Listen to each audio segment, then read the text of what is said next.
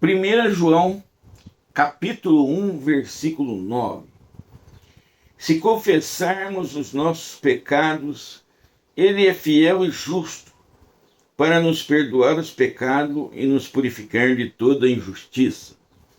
O nosso tema desses vídeos, próximos vídeos, é obstáculos ao testemunho, obstáculos à pregação do Evangelho.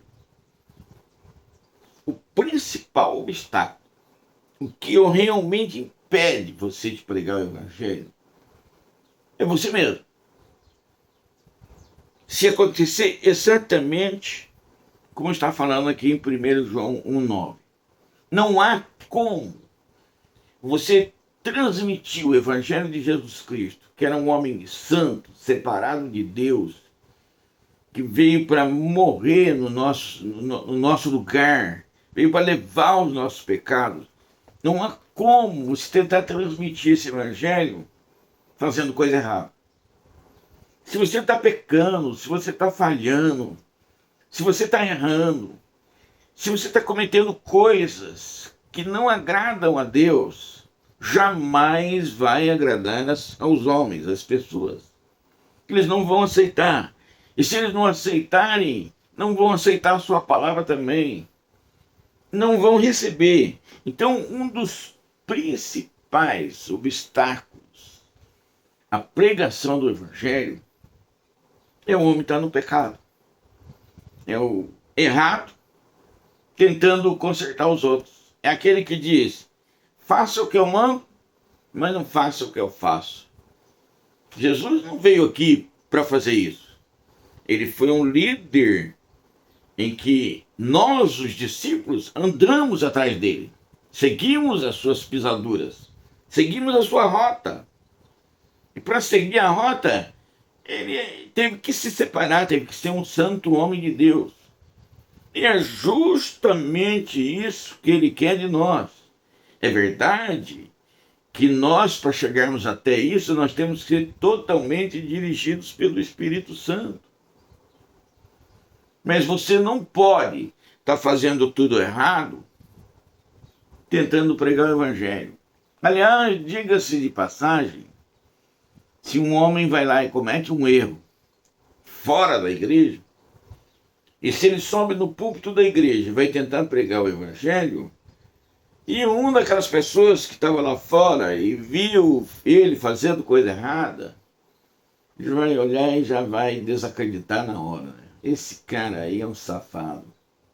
Não é que ele vem dar uma de santo aqui dentro da igreja, você não vale nada. Vai desacreditar a pregação do Evangelho. Então, no mínimo, para você testemunhar Cristo, você tem que ser um exemplo. Um exemplo dentro da igreja, um exemplo dentro da sua casa, um exemplo na rua, nos seus negócios, nas coisas que você faz, no seu estudo, no seu trabalho. Enfim, para pregar o Evangelho e não ser derrotado, você tem que estar debaixo do perdão do sangue de Jesus. Você tem que deixar o pecado e receber o perdão de Deus. É o mínimo dos mínimos. E aqui em 1 João 1,9, que nós lemos no começo, está bem claro: se confessarmos os nossos pecados, Ele é fiel e justo para nos perdoar e nos purificar de toda a injustiça. Então, estou errado, estou falhando, peço perdão a Deus. Até porque você prega o Evangelho, você liga aqui e ele liga lá. Para que você ligue aqui e ele ligue lá, é necessário que você esteja em comunhão com ele. A comunhão é bem clara, a comunhão é vertical e horizontal. Eu tenho que ter comunhão com Deus e com você. Vertical e horizontal. Se eu estou em pecado, eu corto a comunhão vertical. E com a comunhão horizontal você não resolve nada. Eu preciso ligar aqui enquanto ele liga lá. Eu prego e é Ele que faz. É Ele que salva, Ele que cura, Ele que batiza, Ele que liberta, Ele que promove sinais, prodígios, maravilha. Ele faz tudo. Faz você, o que você faz? Eu só falo. Então eu preciso que Ele endosse aquilo que eu estou falando. E para que Ele endosse o que eu estou falando, é necessário que eu esteja em plena comunhão com Ele. E essa comunhão, ô glória, vem do perdão dos meus pecados. Vou repetir. Se confessarmos os nossos pecados, Ele é fiel e justo para nos perdoar os pecados e nos purificar de toda a injustiça. Com essa purificação do pecado, o Espírito Santo nos usa para a glória do nome de Jesus. Nós vamos falar, nós vamos pregar o Evangelho. E Ele vai confirmar. Nós vamos pregar o Evangelho. E Ele vai chegar junto. Nós vamos ligar aqui. Ele vai ligar lá. E a salvação vai acontecer. Olha, tem caso que eu já vi de pessoas bêbadas, drogadas, aceitar Cristo como seu Salvador e ser transformado na hora. Mas como é que você sabe que ele é transformado na hora? Porque ele é batizado no Espírito Santo, ele até recebe o dom de falar em línguas, e daí em diante ele larga do pecado e nunca mais volta. Né? Essa é a grande conversão, aquele que larga do pecado e nunca mais volta. E Deus é poderoso o suficiente para usar a mim e a você. Quem sou eu? Eu era um boêmio, um pagodeiro da noite, da balada, que Deus transformou num professor da rede pública estadual de ensino e num pastor da Igreja Evangélica Assembleia de Deus. Deus é poderoso para fazer comigo, Deus é poderoso para me usar e fazer com você. E com você a mesma coisa pode acontecer, no nome de Jesus. Eu vou ler 2 textos bíblicos. O primeiro está em 1 João, capítulo 1, versículo 1, 2 e 3. Diz assim: o que era desde o princípio, o que ouvimos, o que vimos com os nossos olhos, o que temos contemplado e as nossas mãos tocaram da palavra da vida, porque a vida foi manifestada, e nós a vimos e testificamos dela. E vos anunciamos a vida eterna que estava com o Pai e nos foi manifestada. O que vimos e ouvimos, e isso vos anunciamos, para que também tenhais comunhão conosco. E a nossa comunhão é com o Pai e com o seu Filho Jesus Cristo. Depois, em 1 Pedro 2:24, está escrito assim: levando ele mesmo em seu corpo os nossos pecados sobre o madeiro, para que, mortos para os pecados, pudéssemos viver para a justiça, e pelas suas feridas foste sarado. Aí surge a questão, né? Eu tenho que ser testemunha? Vou testemunhar o quê? Vou falar o quê? Não sei o que eu vou falar. Esses versículos que eu acabei de ler estão dizendo boa parte do que você vai falar.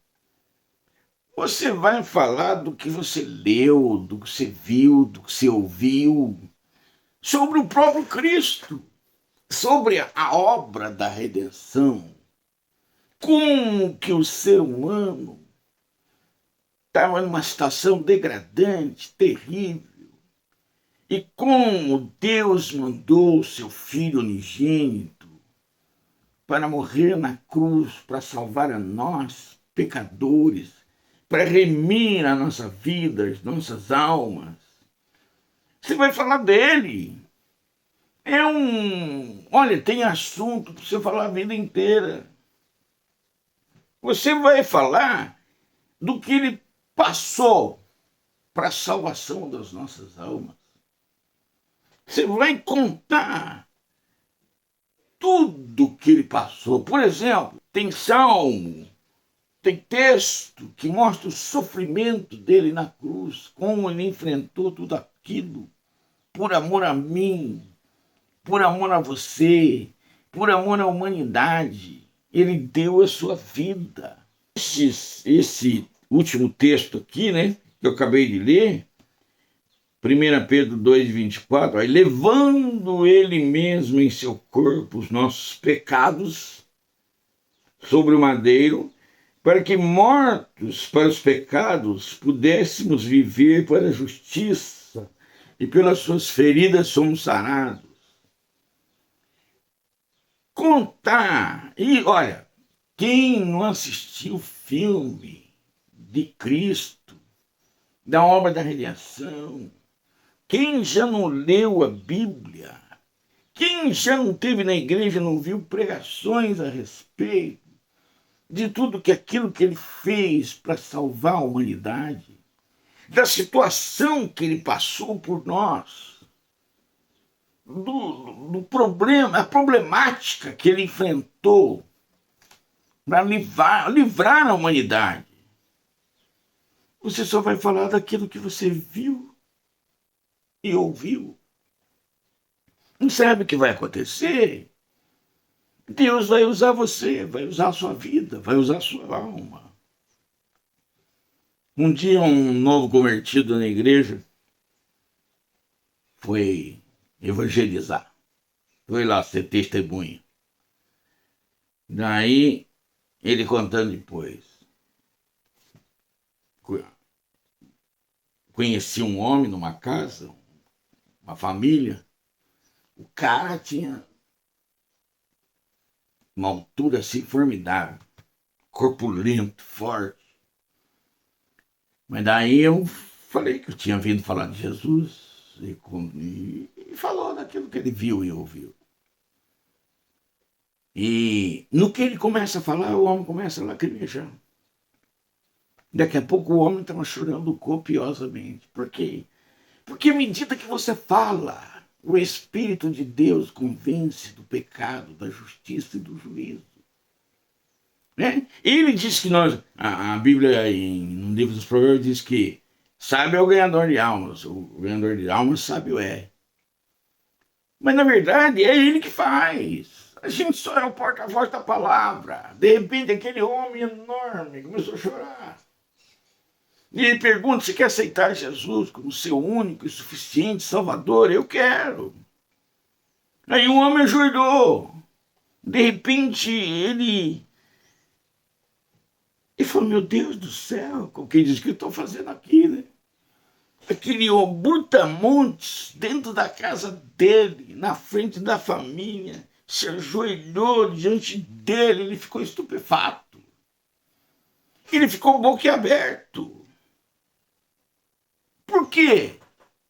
Porque à medida que você testemunha, Deus age, Deus salva, Deus cura, Deus batiza, Deus liberta. E ele se assustou com aquilo. Ele mesmo fez. Ele mesmo criou aquela situação, porque ele foi testemunhar. E quando ele viu o resultado, ele se espantou. Mas não se espante, não. Não se espante. Por quê? Porque se você começar a testemunhar, se você cumprir o ide, pregar o evangelho a toda criatura, você vai falar para um, para outro, alguns não vão aceitar, alguns vão virar as costas. Já teve gente que me xingou de tudo quanto é nome. Mas sempre há aquele que está com o coração aberto.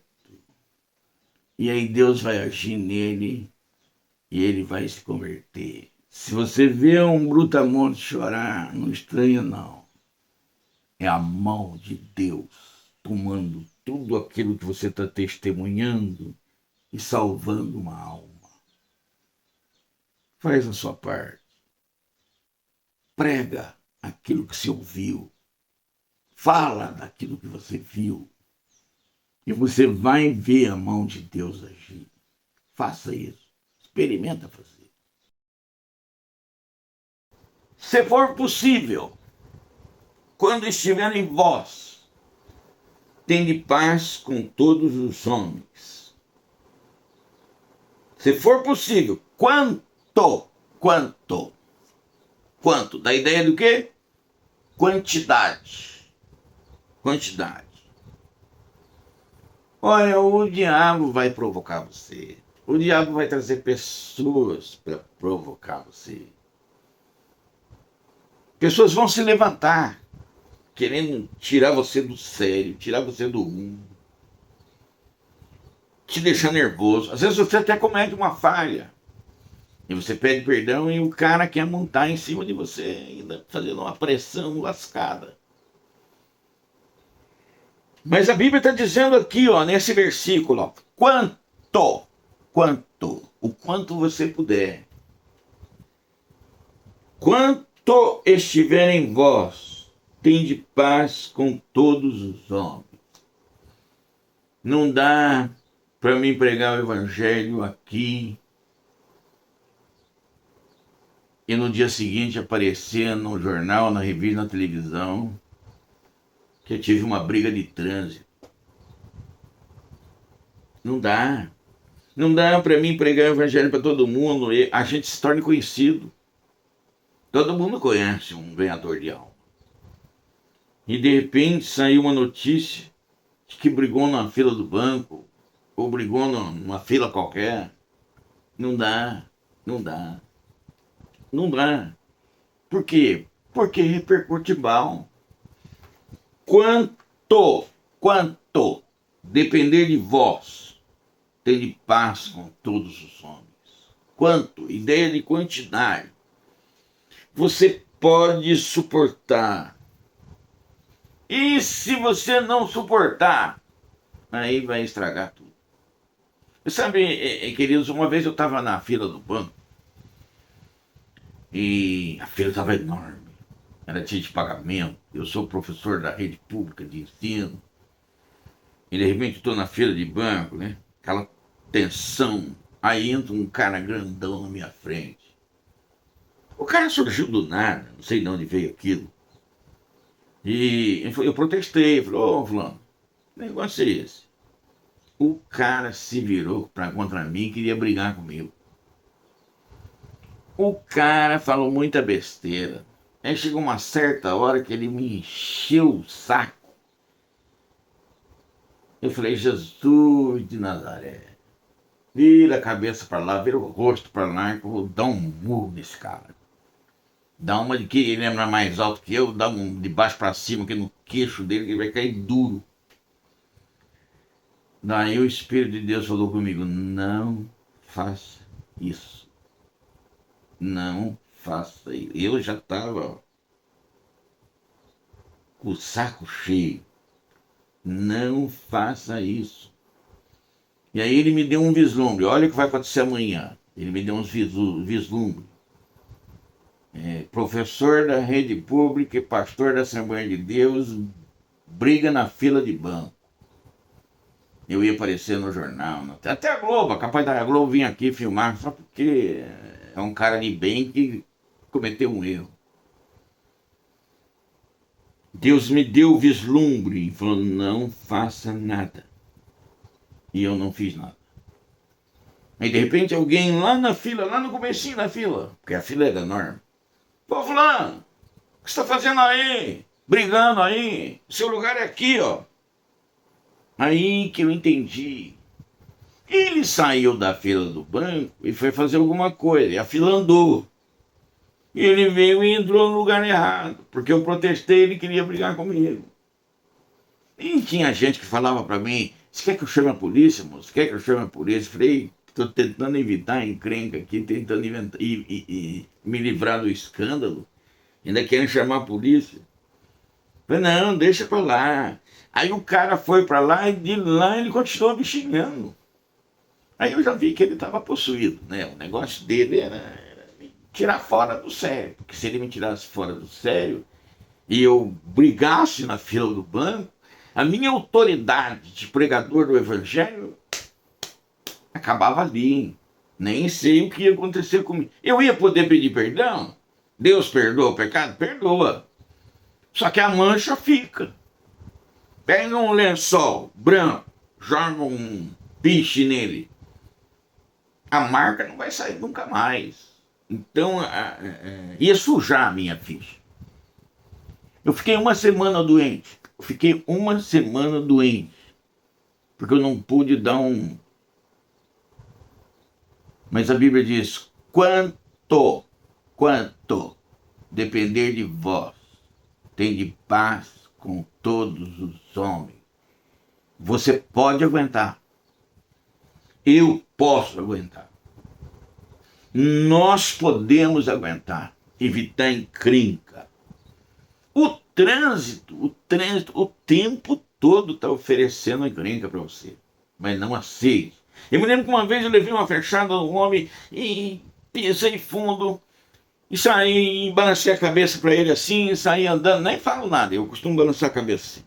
Balancei a cabeça, saí andando, o homem veio atrás de mim, parou do meu lado e me pediu perdão. Falei, cara, meu Deus do céu, que maravilha, nunca vi ninguém pedir perdão no trânsito. Tá perdoado. Tá perdoado, mas meus parabéns. Eu nunca vi ninguém pedir perdão no trânsito. Aí ele deu uma risadinha e foi embora, perdoado. Ô, glórias. Vou te dizer uma coisa para você. Evite encrenca. Evite. Cometeu algum erro, peça perdão. É tão difícil sim pedir perdão. Eu fiquei maravilhado com aquele homem, porque ele pediu perdão para mim. Fiquei maravilhado. Fiquei até contente. Eu levei a fechada, dei a freada, passei o susto, mas ainda fiquei contente. Por quê? Porque sempre tem alguém nessa terra que comete um erro e pede perdão. Vou repetir. Quanto, ideia de quantidade, quanto depender de vós, tem de paz com todos os homens. 1 Pedro 3:15. Antes santificai ao Senhor Deus em vossos corações e estáis sempre preparados para responder com mansidão e temor a qualquer que vos pedir a razão da esperança que há em vós. Antes, santificai seu coração e fique preparado para responder com mansidão e temor a qualquer que pedir a razão da esperança que há em vós. Sempre vai aparecer alguém que vai perguntar, que vai querer saber. Sempre existe alguém que está interessado. Sempre alguém vai olhar para você e vai querer conhecer mais alguma coisa. Jesus fala para a mulher samaritana: se você beber da água que eu te der, vai transformar você numa fonte que vai jorrar para a vida eterna. Depois que você bebe essa água dada por Jesus Cristo, o Espírito Santo, ele transforma você numa fonte. E se a fonte jorra água, sempre alguém vem beber. Sempre alguém vai chegar, vai querer saber, vai perguntar. E a Bíblia está dizendo o que aqui, nesse versículo? Santificai o Senhor no vosso coração. E fique preparado para responder com mansidão e temor a qualquer que vos pedir a razão da esperança que é em vós. Nós transmitimos palavras boas. Nós transmitimos a boa nova do Evangelho. Palavras boas edificam. E a pessoa sente que há em nós alguma coisa especial. E há mesmo. A água da vida, o Espírito de Deus. Há mesmo. E a pessoa às vezes se aproxima querendo conhecer mais. Eu quero saber mais disso. Me explica isso. E o versículo está dizendo: fique preparado. Por quê? Porque alguém vai te pedir alguma coisa importante. Vai querer saber algo mais. E cabe a você dar essa atenção para que essa pessoa conheça um pouco mais. Olha, Quantas pessoas, depois de um culto, não vieram conversar comigo, eu fiquei ali horas diante da igreja, pregando o evangelho, falando, respondendo perguntas. Quantas vezes eu não recebo gente em casa que vem tomar um café, e a Bíblia manda a gente ser hospitaleiro. Então, quando eu coloco um café, eu coloco um café para a pessoa sair satisfeita. E depois que come, começa a conversar e perguntar, e testemunho vai, testemunho vem. Às vezes eu levo tardes inteiras. Tem gente que chega aqui depois do almoço, sai à noite. Respondendo perguntas, contando as bênçãos. A Bíblia manda você se preparar para isso. Santificar o coração, ficar pronto, preparado. E pronto para responder com mansidão e temor. Para pregar o evangelho, você tem que estar preparado. Não é que você vai usar aquele linguajar coloquial, não. Você vai ser você mesmo. Até uma vez eu me lembro de um homem que veio de São Paulo, ele era da torcida do Palmeiras. Ele veio lá das quebradas, lá ele tinha um linguajar bem esquisito, meio chulo, né? E daí ele veio falar comigo uma vez, ele veio perguntar: irmão, posso falar com o senhor? Pode. É que eu cresci em São Paulo, na periferia, era da uniformizada e aprontei horrores, aí Jesus me salvou. Eu tenho uma maneira de falar meio típica, né? Do lugar de onde eu vim. Ele falava que nem malandro, né? Tem esses malandros, às vezes, que vêm do Rio de Janeiro e tem aquele falar enrolado.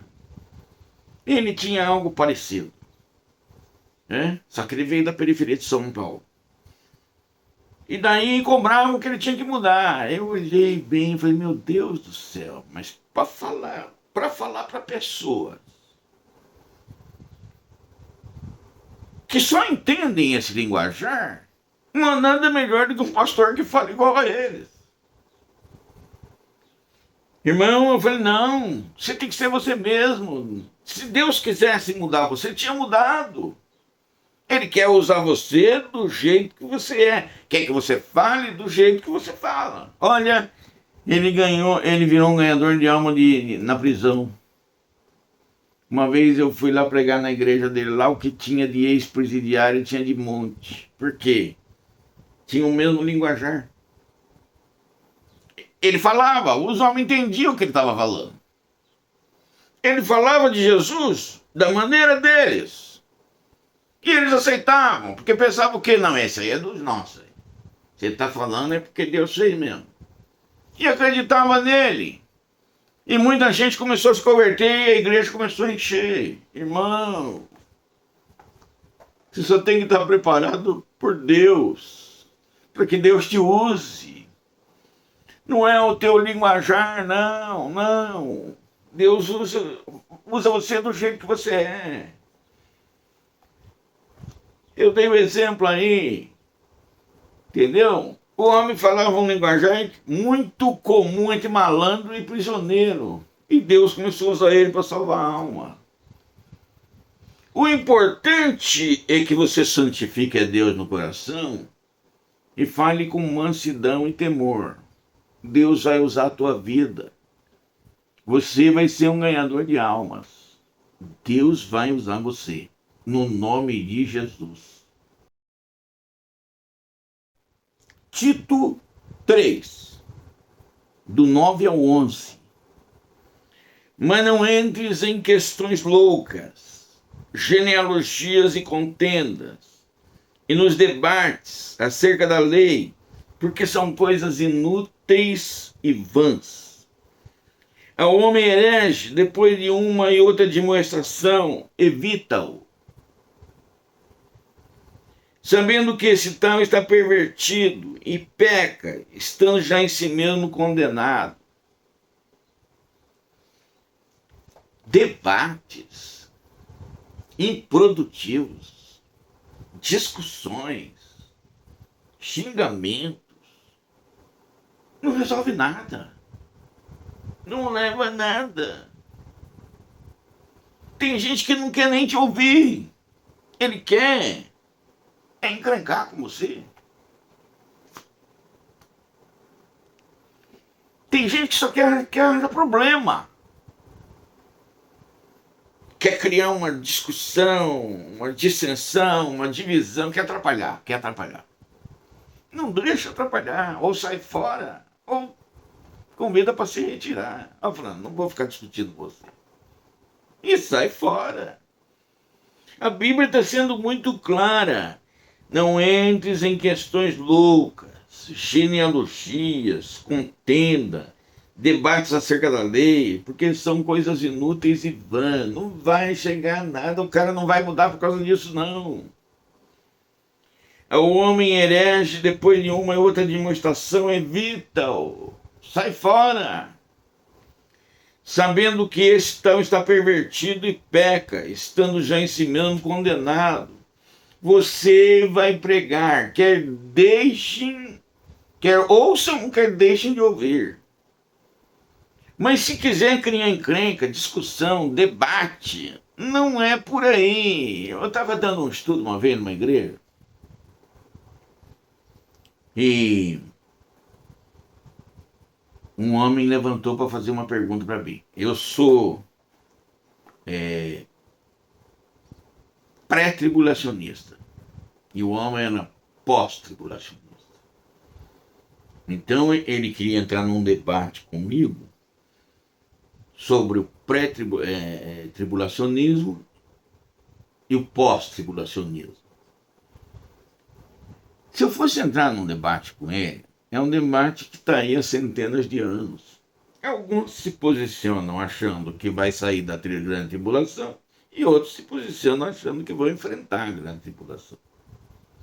Não é? E o homem queria criar uma discussão comigo no meio de um estudo bíblico, no meio de uma igreja cheia de gente.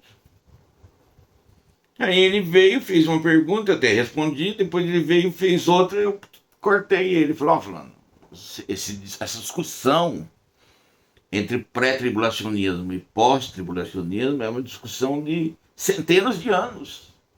E não vai ser aqui que nós vamos resolver.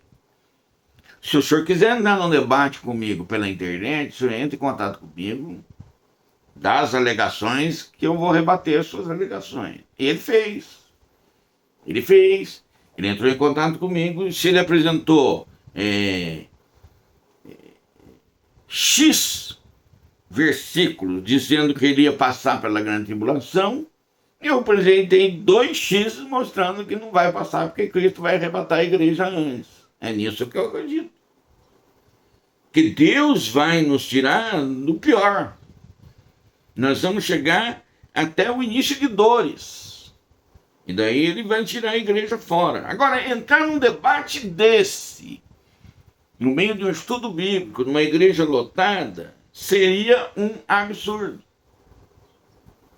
Eu não podia aceitar isso. Então eu cortei ele. E é justamente isso que a gente tem que fazer. Às vezes um debate desse ainda vai desvirtuar aquele coitado daquele novo convertido que não sabe de nada. Não sabe que tem um monte de gente que não acredita em um monte de coisa. Não é por aí. Então a Bíblia está dando um alerta grande aqui para a gente. Quando acontecer, lembre-se desses versículos. Não entre em questões loucas, genealogia, contenda, debates sobre a lei, né? São coisas inúteis e vãs, não vai levar a lugar nenhum. É um homem que não quer admoesta e evita, sabendo que esse está pervertido e peca, estando já em si mesmo condenado. Tem gente que acredita numa besteirada que está condenado, não tem mais jeito. Prega para quem quer ouvir, quer ouçam, quer deixe de ouvir, prega. Mas debater, discutir, brigar, jamais, não é para isso que nós fomos chamados. Não é para isso que nós fomos chamados.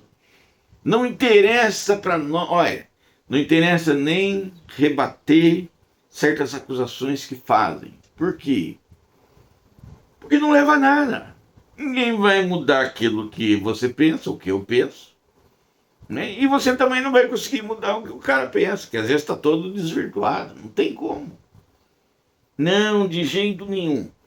Debate, discussão, dissensão, divisão, ira, contenda, não levam a nada. Sai fora e vai pregar o evangelho para quem quer ouvir. Né? Até irmão meu, irmão. Eu prego o evangelho, o cara não quer atender, não quer se envolver na vida pregressa dele, o problema é dele. Eu largo ele lá, vou pro norte, nordeste, centro-oeste pregar o evangelho para quem quer ouvir. Tá cheio de gente por esse Brasil afora que precisa ouvir o evangelho. Às vezes até tem um profeta lá na casa, mas profeta de casa não tem honra, né? Veio de fora, prega, fala, o cara ouve. Mas o de casa ele ignora. Entendeu? Então eu prefiro ir lá, para lá, pregar o evangelho e dizer que Jesus salva, cura e batiza no Espírito Santo. Discussão, divisão, dissensão não é comigo. Eu saio fora.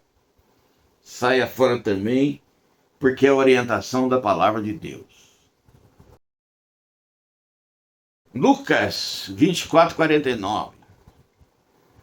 Eis que sobre vós envio a promessa do meu Pai.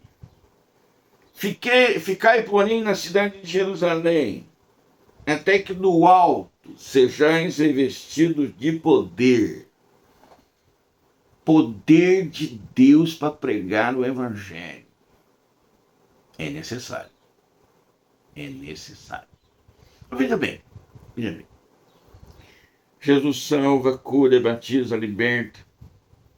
Jesus faz sinais, prodígios, maravilhas. Jesus faz tudo. Mas e o que eu e você fazemos? Nós falamos. Nós pregamos.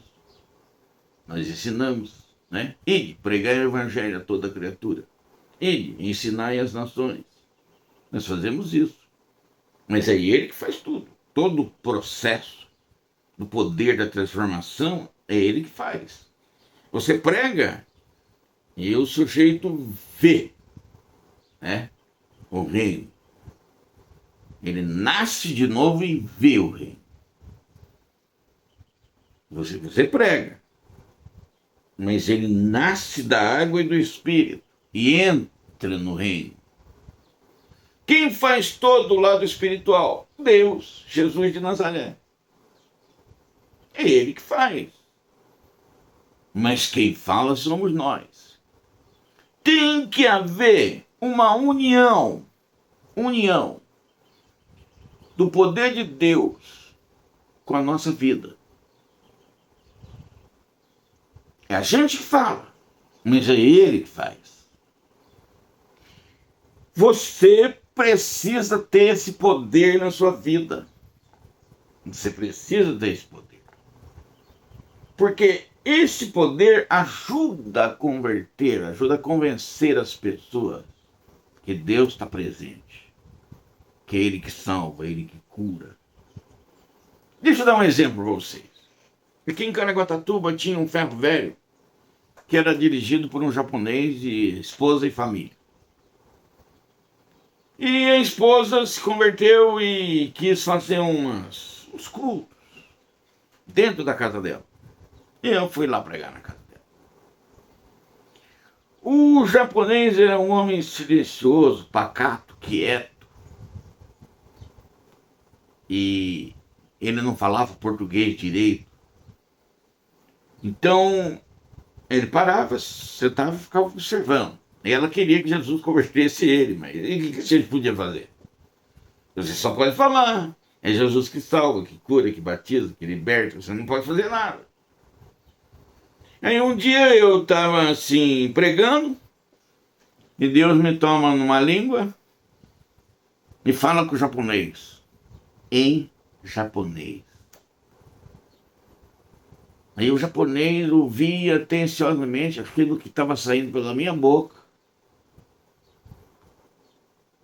E daí ele se ajoelhou na minha frente.